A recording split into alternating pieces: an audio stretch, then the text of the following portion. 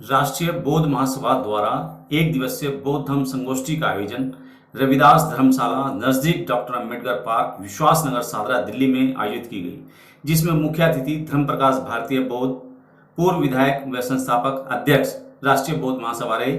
मुख्य वक्ता प्रोफेसर रतन लाल व डॉक्टर MP सिंह दिल्ली विश्वविद्यालय रहे।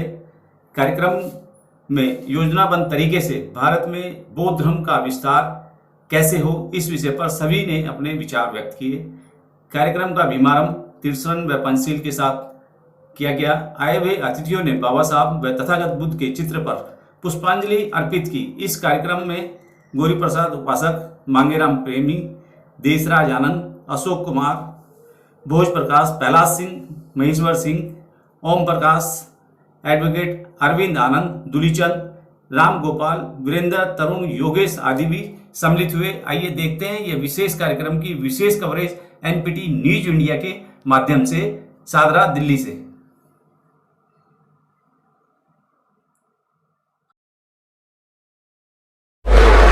सभी साथियों को क्रांतिकारी जय भीम, नमो बुद्धा।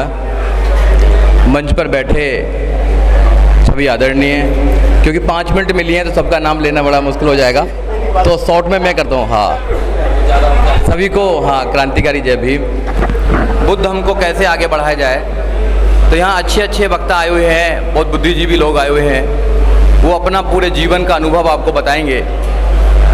पर जितना मैंने समझा है, धम्म को समझा है, बाबा साहब डॉक्टर अम्बेडकर को समझा है, मैं एक ही बात कहना चाहूँगा कि बुद्ध बनने के लिए या बौद्धिस्ट बनने के लिए आपको शुद्ध होना बहुत ज़रूरी है। और हम लोग अपने ऊपर इतना ज़्यादा बोझ लेकर चल रहे हैं। कोई इतना प्राउड ये है कि मैं बहुत ज़्यादा इंटेलिजेंट हूँ, कोई इतना प्राउड कर रहा है कि मैं बहुत पैसे वाला हूँ, कोई इतना बोझ लेकर चल रहा है कि मेरे अंदर इतने ज़्यादा ज्ञान है या इतना ज़्यादा कुछ है। तो जब तक हम चीज़ों को नहीं निकालेंगे, जब तक हम शुद्ध नहीं हो सकते हैं। हमारे अंदर इतनी घृणा है लोगों के प्रति, एक दूसरे को देखकर हम नफरत करते हैं परिवार में भी, तो कैसे हम बुद्ध के रास्ते पर चल सकते हैं? बुद्ध के लिए तो शुद्ध बनना पड़ेगा पहले, और जब हम शुद्ध बनते हैं तो डेफिनेटली फिर हमें चिंतन होता है, और चिंतन होने के बाद में हमें बुद्ध की तरफ जाने का रास्ता मिलता है। हम कहते तो हैं कि हम बाबा साहब डॉक्टर अम्बेडकर को मानते हैं। 14 अक्टूबर 1956 को बाबा साहब डॉक्टर अम्बेडकर ने रास्ता दिया। आप जाना, पूरे शहर के अंदर जाना, अपनी बस्तियों में जाना, आप देखना कि कितने लोग बाबा साहब डॉक्टर अम्बेडकर को पूर्ण रूप से मानते हैं।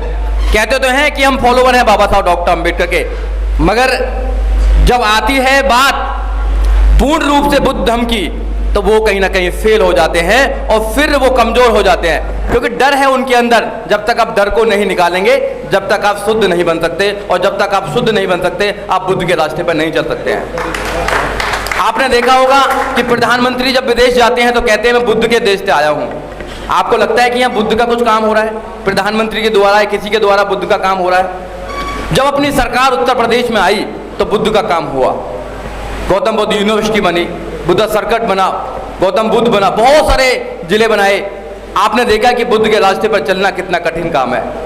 मगर उन लोगों को सबसे ज़्यादा प्रॉब्लम अगर किसी चीज़ से है, हमने आंदोलन भी बहुत करे हैं, डॉक्टर साहब आंदोलन करते हैं, सब लोग आंदोलन करते हैं, उनको आंदोलन से इतना फर्क नहीं पड़ता है, आपके किसी चीज़ से इतना फर्क नहीं पड़ता है। सबसे ज़्यादा फर्क किससे पड़ता है कि हम बौद्धिस्ट में कन्वर्ट होना चाहते हैं। जब 50 लोग भी बुद्धिस्ट बनना चाहते हैं तो उनके जो उनके शुभचिंतक लोग हैं, जिनको मैं क्रैक टीम बोलता हूँ, वो लोग जागरूक हो जाते हैं, आपके घर जाते हैं, क्या रखा है, आप तो अपने भाई हो, आप तो हिंदू हो ना, तो आप कहाँ जा रहे हैं कुछ में? आपको समझना पड़ेगा, अगर हम हिंदू होते तो बाबा साहब डॉक्टर अम्बेडकर इतना बड़ा डिसीजन कभी नहीं लेते जो 14 अक्टूबर 1956 को लिया था। क्या लेते बताइए आप लोग? हम सिर्फ हिंदू जब हैं जब उनको वोट लेना होता है या मुसलमानों के प्रति लड़ाना होता है, उनको हम हिंदू बताए जाते हैं। तो जो लड़ाने की राजनीति है, उनको हम लोगों को वो समझना पड़ेगा। आप लोगों को कानून के माध्यम से वो लोग हम लोगों पर जो शिकंजा कस रहे हैं, या अपने राज के माध्यम से जो उनका राज चल रहा है, उनके माध्यम से जो हम पर शिकंजा कस रहे हैं, आपको समझना पड़ेगा वो हमको बर्बाद करने का काम कर रहे हैं और एजुकेशन को खत्म करने का काम कर रहे हैं। जैसे मैडम ने बोला कि एजुकेशन को खत्म कर रहे हैं। एजुकेशन इंसान को कहां से कहां तक पहुंचाती है? अगर इंसान के अंदर से, उसके जीवन से एजुकेशन निकाल दीजिए, कुछ नहीं बचता है। कुछ भी नहीं बचता है। इसलिए अपने बच्चों को अगर तुम बनाना चाहते हो बाबा साहब डॉक्टर अंबेडकर जैसा, तो एजुकेशन प्राप्त करो। आप इंडिया में तो पढ़ाओ अपने बच्चों को, आप विदेश भी जाकर अपने बच्चों को पढ़ाओ। आप क्यों नहीं भेजना चाहते विदेश अपने बच्चों को? आप क्यों नहीं बनाना चाहते आईएएस अपने बच्चों को, पीसीएस, डॉक्टर, इंजीनियर, प्रोफेसर, जज, वकील? बनाओ अपने बच्चों को। और मैंने देखा है सब लोग, जितने भी लोग हैं मैं मिलता हूं, सब लोग IAS, PCS, doctor, engineer, professor, जज, वकील बनाना चाहते हैं, मगर नेता कोई नहीं बनाना चाहता अपने बच्चों को। जो नेतृत्व करे समाज का, चाहे धार्मिक नेतृत्व हो, चाहे सोशली नेतृत्व हो, चाहे पॉलिटिकल नेतृत्व हो, कौन करेगा? हम एक आदमी के पीछे हो जाते हैं। एक आदमी की लिमिट होती है, 60 साल 70 साल जी सकता है, नेचर है। 70 साल जीता, सबको आना है शमशान घाट में, सब लोगों को जाना है। सब लोग 70 साल में 75 साल में चले जाएंगे अपना काम करके। एक शमशान घाट पे लिखा हुआ था कि तुझे तो यहाँ आना ही था, पर सारी जिंदगी गुजर गई आते आते, दुनिया वालों ने तुझे क्या दिया, अपनों ने जला दिया जाते जाते। तो सब लोगों को समझना पड़ेगा, आपको जीवन को समझना पड़ेगा। और जब तुम बुद्ध के रास्ते पर आओगे तो आप जीवन भी समझेंगे, आप अपना उद्देश्य भी समझेंगे।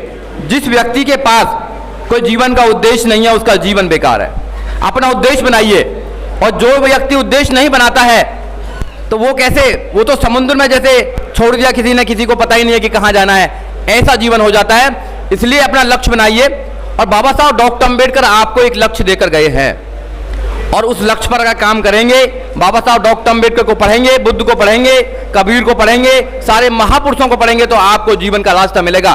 दूसरे लोग आपको भटकाएंगे, उनके पास बहुत पैसा है, उनके पास संसाधन है, वो आपको हर जगह लेकर जाएंगे, मगर आपको शुद्धि का रास्ता नहीं बताएंगे। आपको कैसे आपको शुद्ध बनना है, कैसे आपको मुक्ति का मार्ग मिलना है। अगर मुक्ति का मार्ग कहीं मिल सकता है तो बुद्ध के रास्ते पर मिल सकता है, बाबा साहब डॉक्टर अंबेडकर के रास्ते पर मिल सकता है। तो आप लोगों से मेरी गुजारिश है कि आप अपने बच्चों को भी बाहर निकल आइए, बच्चों को भी लेकर आइए। क्योंकि एक मैं छोटी सी कहानी सुनाता हूं, उसके बाद अपनी बात को रखूंगा क्योंकि 5 मिनट मिल गए। कि एक बार क्या हुआ, सुप्रीम कोर्ट ने एक डिसीजन दिया कि देश के अंदर जितने भी सर्कस हैं सबको बंद कर दिया जाए।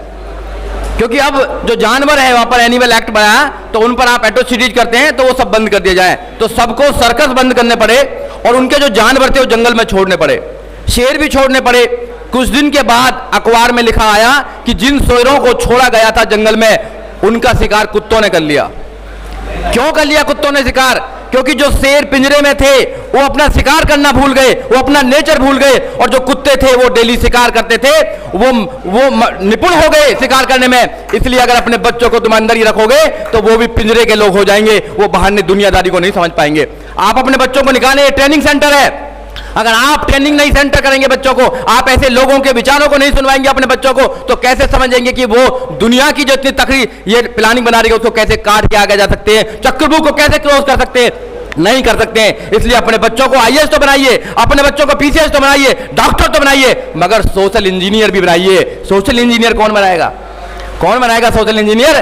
कि सब सारा काम गौरी उपासक जी करेंगे क्या? सारा काम डॉक्टर साहब करेंगे, भारती जी करेंगे सारा काम क्या? हम लोगों की भी जिम्मेदारी है। हर इंसान को लड़ना पड़ेगा, हर इंसान को लड़ना पड़ेगा, पढ़ना पड़ेगा, जब भी बात बन सकती है, नहीं तो बात बनने वाली नहीं है। अपने घर में एक एक बाबा साहब डॉक्टर अंबेडकर पैदा करने की प्लानिंग कीजिए। अगर अपने घर में आपने बाबा साहब डॉक्टर अंबेडकर पैदा नहीं किया तो बात बनने वाली नहीं है। ये बहुजनों अपनी आहों में असर पैदा करो, ये बहुजनों अपनी आहों में असर पैदा करो। जुल्म से लड़ने को तुम शेरे जिगर पैदा करो। अगर बचाना चाहते हो मान सम्मान स्वाभिमान तो सुनो, घर घर में एक अंबेडकर पैदा करो, घर घर में एक काशीराम पैदा करो, घर घर में एक बहन कुमारी मायावती पैदा करो, जब भी बात बन सकती है। समय कम है, समय की सीमा है, क्योंकि समय के अकॉर्डिंग चलना चाहिए। कभी वक्त मिला तो और कुछ कहेंगे। मेरा आखिर में आपसे यही कि उद्देश्य है कि लड़ना नहीं छोड़ना है, लड़ना नहीं छोड़ना है। हमें ना तो जेल से घबराना है, ना हमें उन लोगों से घबराना है, क्योंकि वो हमसे घबराते हैं। जब हम इकट्ठे होते हैं तो घबराते हैं वो लोग। यही हमारी ताकत है, इकट्ठा होना। और छोटे छोटे मंच बनाकर हम जो लोग ताकत दिखाते हैं, ये हमें दिखाते रहना चाहिए और ये काम निरंतर चलना चाहिए। जो भी लोग जहां लगे हुए हैं वो काम करें, लोग में भाईचारा पैदा करें। जब तक आप भाईचारा पैदा नहीं करेंगे, जब तक बात बनने वाली नहीं है। बुद्ध के घर जो संदेश है घर घर पहुंचाने का काम करें। जय भीम, नमो बुद्धाय साथियों।